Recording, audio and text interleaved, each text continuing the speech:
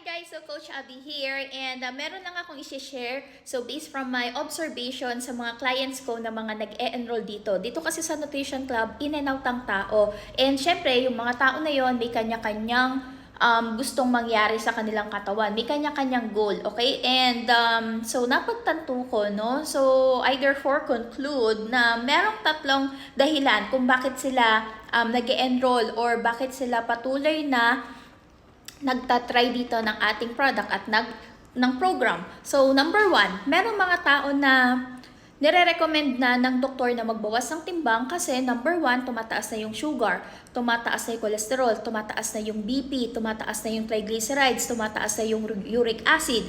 Okay, so yung something like that. In short, nagkakaroon na ng lifestyle diseases. And meron naman ako mga kliyente na number two, meron lang na alam mo yun, na attendan, na kasal, na binyag, na birthday, or sa madaling sabi, may okasyon. Okay? So, basically, may time frame, may limit lang. Okay? So, magpapapayat dahil lang may attendan. And then, after that, di ko na alam. Okay?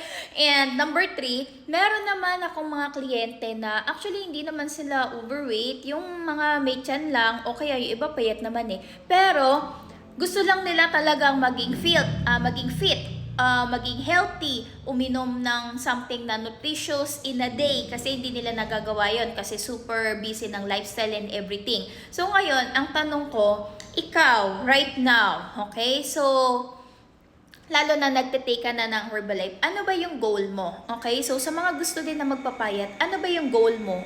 Alin ka? Or sino ka sa tatlong tao na nabanggit ko, yung tatlong example ko kanina? Comment mo nga. Thank you po!